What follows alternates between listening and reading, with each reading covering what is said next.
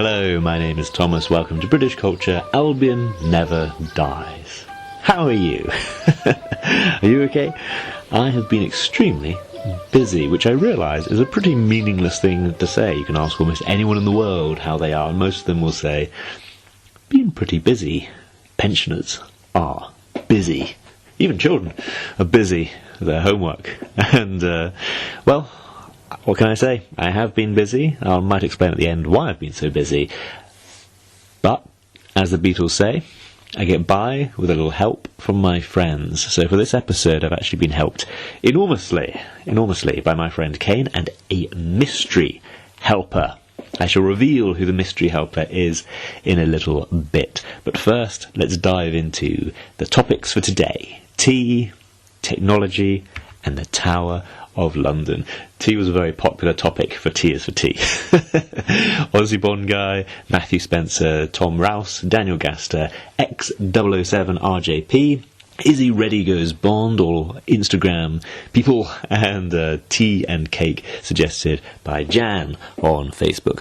One of my earliest and still most popular episodes was a deep dive into tea, which was episode 7 and 8. Just goes to show how early that was. And for that, I travelled from Shenzhen in Guangdong province to Fuzhou in Fujian. Of course, I was in China. I travelled to another place in China. I think it was about 3 hours by high-speed train. I wasn't travelling exclusively for this podcast. I was travelling for work, but I was able to kind of tie together my work and meeting up with my friend Caine, who was living there, and I interviewed him in person. Why? Well, partly the importance of Fujian for tea culture, and partly because Caine had actually been on Fujianese television talking about tea culture and actually written articles on this and had a wealth of information. Of course, you can go and check that episode out later on, but for now I just thought I'd play the clip from that episode, so listen and enjoy. Yeah, and we are drinking here today some jasmine tea, which comes from not just this province but this city. And in fact, if you're a tea drinker in the Western world, then you owe a debt of gratitude not just to China but to Fujian in particular, because it was actually this province that Europeans first imported tea from. And in fact, the reason we call this drink tea in English, because obviously, as you know, living in China, the Mandarin word for tea is cha, right? The reason we call it tea in English is because of the language that's spoken in this province. So it was Dutch explorers may be the wrong word, but Dutch traders that first came to this province and encountered tea and began to import it and sell it to Europe. And when they asked the locals what this drink was called, they used their own language, so to give some context to this, today, of course, in China, the only official language is Mandarin. It's also the most widely spoken form of Chinese in mainland China. However, historically, there were a lot of different Chinese languages spoken in China. And there wasn't one. There was the language, of course, of the ruling elites, but there wasn't really one official language as there is today. And wherever you went in China, people would speak a different language, right? So the language that's spoken in the southern part of this province is called Minanhua, which in English would translate, I guess, as Southern Min. The language of the South Min people, I suppose. Language south of the Min River, I guess, something like that. In Minanhua, the pronunciation of this character that means tea is day. And so when the Dutch people first came to this province and they asked people, what's this drink? Obviously the locals used their own language to describe it, and they said it's day. And day, when anglicised, becomes the word tea, which is what we now call it today. There is actually a story floating around on the internet that the reason we call this drink tea is because the British first got the drink in crates exported by the Portuguese, and the crates were labelled in Portuguese. I don't speak Portuguese, so I'm sure I'm going to mess it up. Something like Transporte de Exotic Aromatics, right? Okay. And then this became an anagram, TEA, right? As far as I can tell, this isn't a true story. It's a nice, fun legend. I've looked into it quite a lot, and I can't find anything that would constitute real historical evidence to support that story. It also kind of fails a common sense test because the Portuguese have a word for tea, which is cha, because the Portuguese first encountered tea in Macau, where they speak Cantonese, and in Cantonese they say cha. So yeah, it doesn't really make sense. Whereas there's plenty of historical evidence to support the idea that tea is just the anglicised version of the Minanhua word day. And that passes a common sense test, right? So yeah, if you do like tea and you're in the Western world, then you owe a debt of gratitude to the province of Fujian, because it's from here that tea was first imported, and as English speakers, it's where we get our word tea from. Right, and that's interesting. Again, we're used to the idea of Mandarin is the Chinese language, so it's hard to think back. Sometimes there were so many more different dialects, and they call them dialects here, right? But they are separate languages. Well, I think I suppose that's up for debate. And although I teach English, I'm not a professional linguist, right? There's also, I think, some politics involved in defining whether or not it's a language or a dialect. But as far as I'm aware from what I've read, generally speaking, something like Minanhua could be reasonably categorised as its own language. But generally speaking, people here would refer to it as a dialect. But the thing is, if you only speak Mandarin and you meet somebody who only speaks Minanhua, you most likely won't be able to understand each other. So to say it's a dialect, we could think about, for example, in the UK, say RP, received pronunciation, that's a dialect, right? Geordie, the kind of English they speak in Newcastle, is a dialect. An RP speaker and a Geordie speaker could understand each other. There would be certain words that they might not get, right? But generally speaking, they could understand each other. So if you can't understand somebody who speaks another dialect, then to me it seems like they're probably not speaking a dialect of your language. They're probably speaking a separate language. But I'm thinking of like Italian and Spanish. They are close and untold, kind of intelligible, but they are different languages. Well, and I think this is maybe part of the issue, right, and why politics comes into play and stuff, because how do we really categorise language versus dialect, right? I mean, you could perhaps argue that if Spain and Italy was one country, we might speak of Italian as a dialect of Spanish, but because they're two separate countries, we speak of them as two separate languages. And perhaps the reason we refer to, say, Minanhua as a dialect and not a language is because obviously Fujian is part of China, right? But the fact is that if you speak Mandarin Chinese, then you call tea cha, and if you speak Minanhua, then you call it day. In British English, we can say a cup of cha and a cup of tea. Yeah, exactly. And I mean, you can trace this as well. What languages call tea basically depends on where they encountered it in China. So the Portuguese, for example, call it cha because they encountered it in Macau, where they speak Cantonese, and the Russians call it, I don't know how to say it, but something like cha, because they encountered it from the north of China, where people speak dialects of Mandarin, things that can be legitimately described as dialects of Mandarin, like Beijing Hua and stuff. But yeah, we call it tea because of this province here. Right. Okay, I hope you enjoyed that. Caine has also contributed to this episode. I can't resist reading out this poem, which is all about, well, me.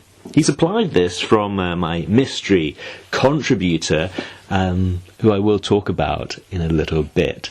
But I just really, really liked this. Thomas, a fan of Bond so bold, with knowledge of British tales untold, set out to educate and teach, his passion for culture within him to reach. He spoke of knights and of lords so grand, of misty moors and rolling green land, of scones and tea and royal charm, and all the history that kept Britain warm. His words were met with doubt and with fear, but Thomas pressed on year after year. With courage and wit and a twinkle in eye, he showed the world what Britain's culture was high. And though some may still not understand, Thomas's efforts will always stand, a testament to his love and his zeal for educating the world, a true culture connoisseur real. That is, I think, the best poem ever written about me. I don't know, I'm trying to think of one that was better. I must admit there haven't been many poems written about me. That might be the only poem written about me, but I really enjoyed it. So Caine put me in touch with the writer, and I asked, I said, I'm rarely busy this week. I realise everyone is busy, but do you think you could possibly help me? For example, could you tell me, why is tea so British? And the writer got back to me, tea has been deeply ingrained in British culture for centuries. In the 17th century, the East India Company brought tea to England from China, and it quickly became a popular drink among the upper classes. By the 19th century, tea had become a daily ritual for many Brits and was seen as a symbol of British culture and sophistication. The tradition of afternoon tea, where people gather to drink tea and eat small pastries and sandwiches, became popular during the Victorian era and continues to be a staple of British life today. In addition to its cultural significance, tea is also widely consumed in Britain, with the average person drinking nearly 3 cups a day. This love for tea has made an integral part of the country's identity, cementing its place as a symbol of Britishness. I really like how this person writes, and yes, I guess it has become kind of a symbol of sophistication. Lucy Worsley has a series of wonderful documentaries that you can watch online, and in one of them she talked about tea culture, the significance of the gold ring around the edge of a teacup, which was often to reflect candlelight when ladies gathered together, and candles were expensive, so they had to light things very carefully, and of course having that bit of reflection, getting any bit of reflection where they could in the early 19th century and late 18th century, that was rarely important. Of course, eating the small pastries and sandwiches makes me think of the villain in Moonraker, Hugo Drax, who in the movie talks about cucumber sandwiches being the great contribution that Britain gave to the world. And yes, I'm curious that this writer is saying the average person drinks nearly 3 cups a day. I'm wondering who the people are letting us down in this, because I feel it should be far more. British people I know from a piece of research I did long ago actually drink more tea than the Chinese. I told this to my Chinese friends, one of whom kind of objected, saying, but we invented tea, we should be drinking more. And others said, no, we're clever. We've invented tea and we're selling it to them. And I had to break it to him, we're actually probably buying it from India more commonly.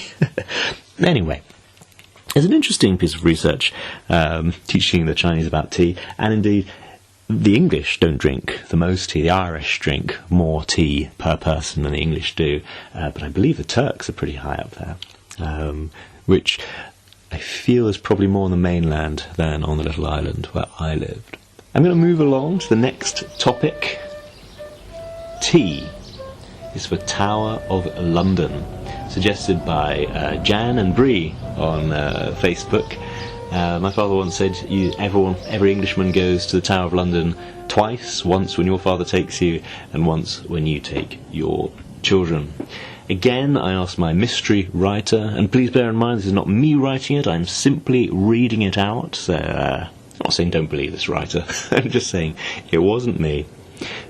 But I'll just read out. We have an introduction and then a couple of pieces of history about it. So here's the introduction. The Tower of London is a historic castle located in central London, England, built in the 11th century by William the Conqueror. It has served as a royal palace, prison, armoury, and even a zoo over the centuries. It is best known for its role as a prison, particularly during the 16th and 17th centuries when high-profile political and religious figures were held there. Today, the Tower of London is a popular tourist attraction, drawing visitors from all over the world to see its iconic White Tower, yeoman water tours, and the crown jewels. The tower is also an important symbol of British history and identity, standing as a testament to the country's rich cultural heritage. Now, 3 pieces of history. History as a prison. The Tower of London has a long history as a prison, serving as a place of confinement for over 900 years. Some of the most famous prisoners held at the tower include Anne Boleyn, Sir Thomas More, and Guy Fawkes. During the 16th and 17th centuries, the tower was used to hold political and religious prisoners, many of whom were executed for their beliefs. The prison was known for its harsh conditions and its reputation for torture, earning a place in the public imagination as one of the most fearsome places of confinement in England. Famous prisoners. Throughout its history, the Tower of London has held many notable prisoners, including monarchs, politicians and religious leaders. Some of the most famous include Anne Boleyn, the second wife of Henry VIII, who was executed on charges of treason in 1536. Sir Thomas More, a philosopher and statesman, was also imprisoned and executed at the Tower, while Guy Fawkes, one of the leaders of the Gunpowder Plot, was held and interrogated there before his execution. These prisoners and many others have left an indelible mark on the history of the Tower and the country. Finally, tourism today. Today, the Tower of London is one of the city's most popular tourist attractions, drawing visitors from all over the world to see its historic buildings and artefacts. Visitors can tour the grounds, including the White Tower, and learn about the castle's history through exhibitions and interactive displays. The Tower is also home to the Crown Jewels, a collection of royal regalia and jewels, including the imperial state crown and the sovereign sceptre. With its rich history and cultural significance, the Tower of London continues to be an important part of London's identity and a must-see destination for anyone visiting the city. Well, before I get into my own thoughts, perhaps I should reveal who is the author. The author who wrote the poem, who wrote that first bit about tea, and who wrote about the Tower of London was chat.openai.com/chat. It is a chat bot that Caine and I were talking about in our private conversations, and I reveal here we were talking about this, and I work for a publishing company, and recently have had quite a lot of training on how AI operates and what it could mean for publishing, for writers, for content creators, and it's a very, very interesting piece of software that scans vast amounts of writing, and then kind of tries to synthesize it. Of course, it can't create anything new, it can't really analyze, but for writing summaries, it's really, really interesting. I mean, somebody asked the question, company training, I wonder if you could get an AI to write a book, to which the answer was, about 2 years ago, a project was started to do that, and the book's already out.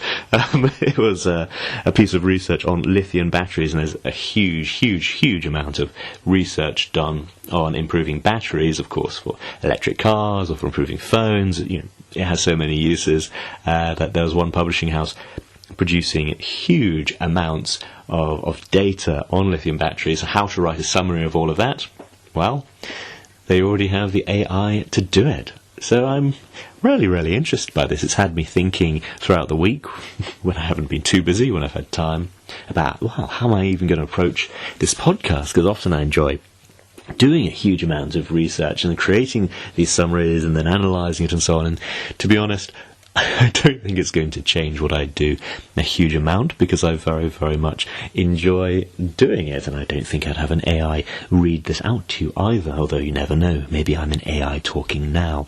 But no, it's really, really interesting for summarising huge amounts of information, and again, I've actually been to a couple of presentations at work where the presenter admitted that they hadn't done a huge amount of research. What they did initially was get the AI to kind of produce a bunch of slides, and they just kind of looked into things based on what the slides said.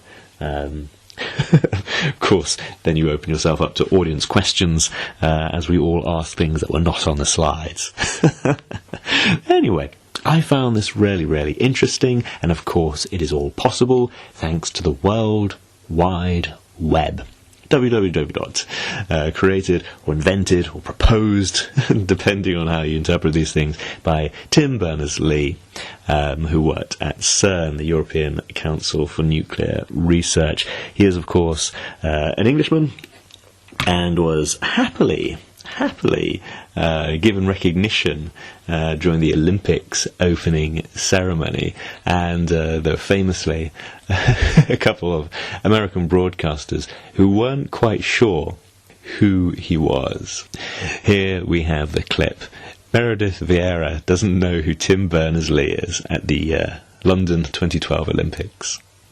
Telling you the opening ceremony ceremony divided into major sections. We have already seen the transformation, the transition from the agrarian era in this country to the Industrial Revolution. We're in the middle of another transition now, one that we're actually still living through. This from industrial to the digital age. Yeah, the title of this section is Frankie and June Say Thanks, Tim. Tim being Englishman Tim Berners-Lee. If you haven't heard of him, we have neither. You certainly... Wow, haven't heard of him either. Okay. This did lead to a bit of a trend of if you don't know who Tim Berners-Lee is, you can search for him on the World Wide Web. Of course, if you click a link and it's not a good link, then you might end up with error 404, page not found. And there is a popular story that the reason it has this number is because room 404 at CERN was the office for Tim Berners-Lee, who, being such an active man, could often not be found at his office. This is a very popular story, sometimes said to be apocryphal. I did find this from Orhan Volestad on WordPress, who just said, having visited CERN myself, I can tell you that room 404 is not on the 4th floor. The CERN office numbering doesn't work like that. The first digit usually refers to the building number, so it's building 4, and the second 2 to the office number, but strangely there is no room 4 in building 4. The offices start at 410 and work upwards. Don't ask me why. Sorry to disappoint you all, but there is no room 404 at CERN. It simply doesn't exist, and certainly hasn't been preserved as the place where the web began. In fact, there's a display about this, including a model of the first Next server, but the whole room 404 thing is just a myth. You can choose to believe any myth you like, of course. Anyway, as I was having such fun with the chatbot, I couldn't resist asking the AI, what does T stand for in the alphabet of Britishness? And it replied, in the alphabet of Britishness, T can stand for several things, including Tower of London. Brilliant. That's what we'd already thought. Then explained a little more. It said T could include tea, a drink synonymous with British culture, lovely, or tradition, which is a significant aspect of Britishness. I do like that, and there's a lot to say about that. I'm not reading from what the chatbot says. These are my own thoughts. Tradition is an interesting thing, because if a country has as much history as the UK has, then you can say that almost anything is traditional behaviour. If you believe kind of Britishness is traditional behaviour, then of course you can look to say the high Victorian era, the late 19th century. But if you believe that rambunctiousness and raucousness is traditional behaviour, then of course you're looking to the Georgian era. And of course we have been the ally of France against Germany, so of course we should be pro-French. But of course we have been the ally of Germany against France for actually a great deal more of history. And of course we've been the great ally of Turkey against Russia, and so on and so on. I think you can guess how the rest of this is going to go. So, yeah, I found it really interesting. You can say Britain is traditional, but the question always is what tradition? Anyway, I must give, at this point, a special thank you to another good friend, Simon Sartorially. That's his Instagram handle. Said quite some time ago, he said, I'm flying to Europe for a month of work tomorrow, so I should send you my teas, which is wonderful. It was just at the beginning of the year. So he suggested Thames, the river that flows through London. I haven't spent a great deal of my life in London. I have visited actually more often in the last year than I think all of the rest of my life put together. But I do remember going down there to take a ship, a small P2000 coastal patrol craft from near Tower Bridge, along the River Thames and out to sea, and then past the White Cliffs of Dover and so on.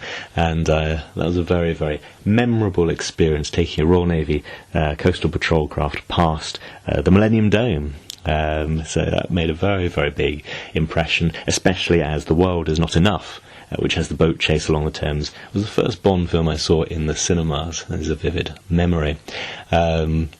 I also actually recently, as I say, I visited recently, and watching the tide rise and fall. I'm not used to actually watching a tide go up and down as I can see it, but going to the Rutland Arms and then pottering along the canal. Rutland Arms, of course, was in No Time to Die, the Bond film, and I've met a few friends there. But watching the remarkable change in tides, well, I am remarking upon it. I describe it as remarkable. Anyway, Simon also suggested T is for tailoring. So, of course, I must mention one of those friends was Pete from Tailors with Love. I'm sure you listen to that podcast, and if you're not, do check it out. But I've also discussed this topic with Caine. So again, a deep dive into British men's wardrobes with Caine. That was episode 22. Here's a little taster from it. A lot of people think that there's no such thing as a sort of traditional British costume. You know, you can think about, for example, if you said something, what's a traditional Chinese clothes? You might talk about a hanfu, or what is traditional. I don't know what is traditional Russian clothes, perhaps, right? And you can imagine that, or traditional, or the traditional clothes in Saudi Arabia, for example, right, would be the long. I don't know what it's called. Perhaps you know, Tom. What's the name of that long white? I always use the Kuwaiti term, which is the dish dasher. Okay. Well, yeah, something like that. So we think of different countries and cultures, and most of them, we know that they have a traditional style of clothing or traditional costume that they wear. We might not know what it is, but we know that one would exist. But when it comes to British clothes, people just think, well, British people don't have their own unique type of clothes, right? But I mean, when you think about that for a moment, that's obviously not, it can't be true.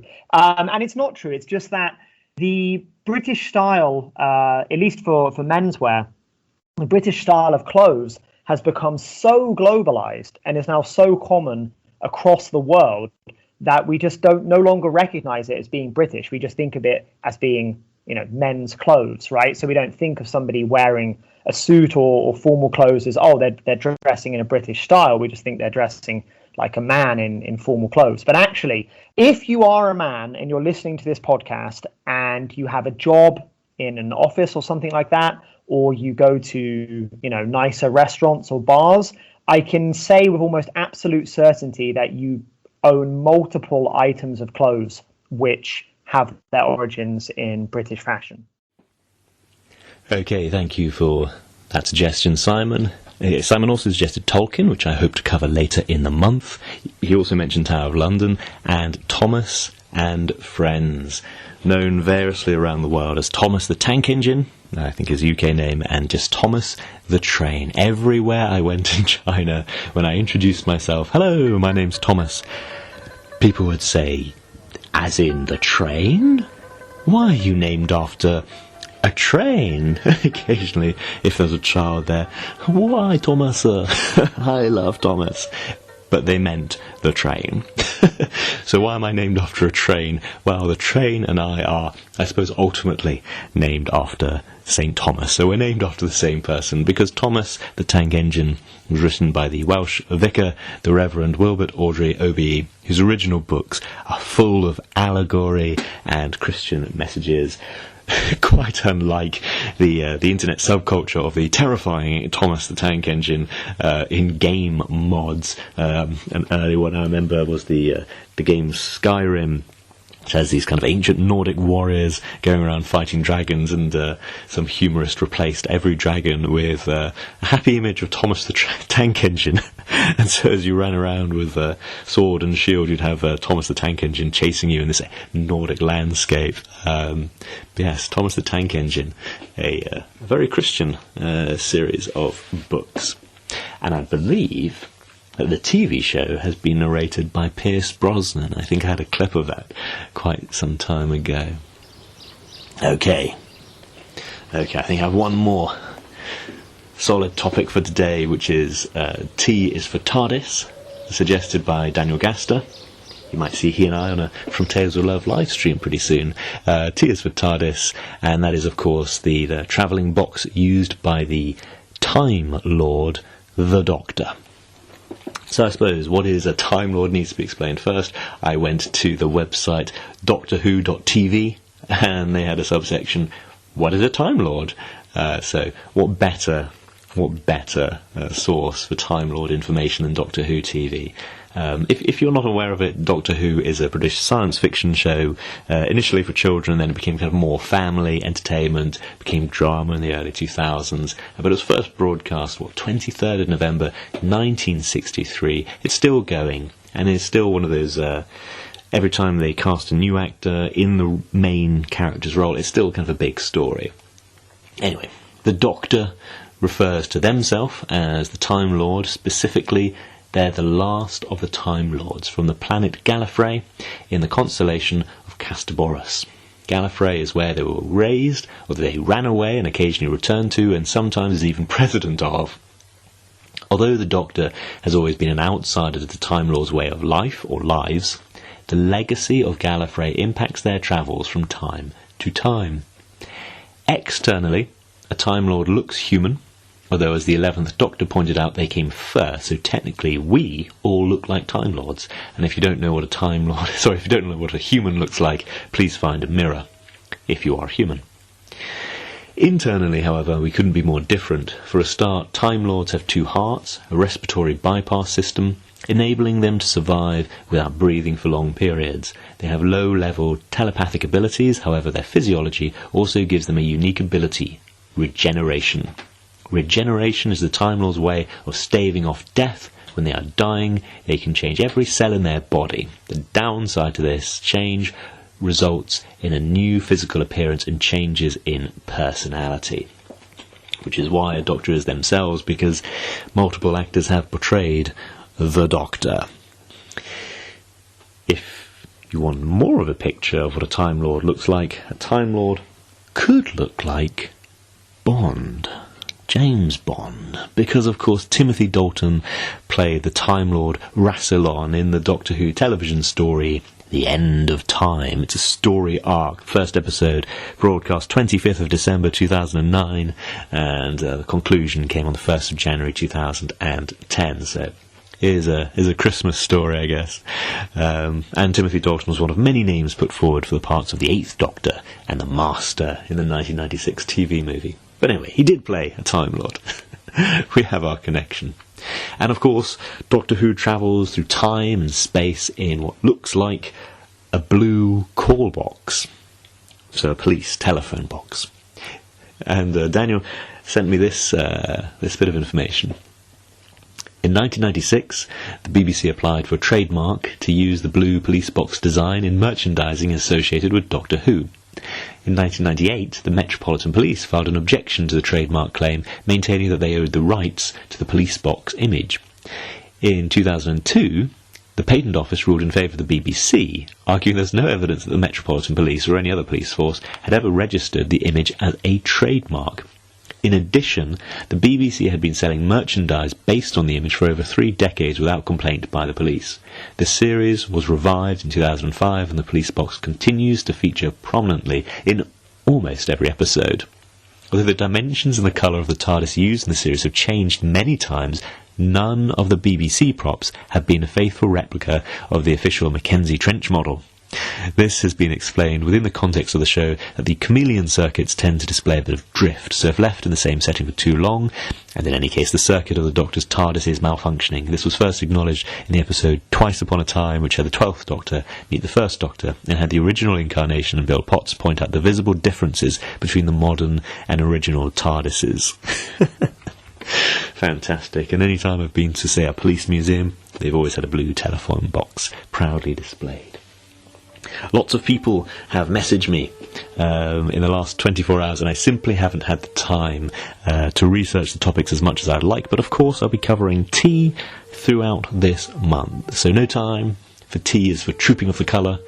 I feel I could do a bit more on the Thames, and of course I didn't do Tears for Thomas, so that is definitely coming. Thank you very much to everybody who pointed out tea could be for Thomas. So finally, why am I so busy? Well, work. If you've been following this podcast for a while, you know that I came back to the UK and started a new job, and then had to find somewhere to live and establish a home, bring my wife over, and then deal with so many visa issues, and now she's working abroad, and now my work contract is actually coming towards an end. I'm 9 months in. I was hired for a 12-month contract, and I guess now the discussions begin, both with this current workplace and with potentially any others. I work in publishing, but I've done many things over the last 10 years, I guess. And, well, what can I say? If you think I'd be an interesting co-worker, send me a message. Maybe I should be looking around far and wide. But as I say, That's why I'm so busy interviewing for a few things and seeing what the next step in my life's journey is going to be, at least in terms of work. So, has been keeping me busy. Well, we're all busy. Thank you very much for listening.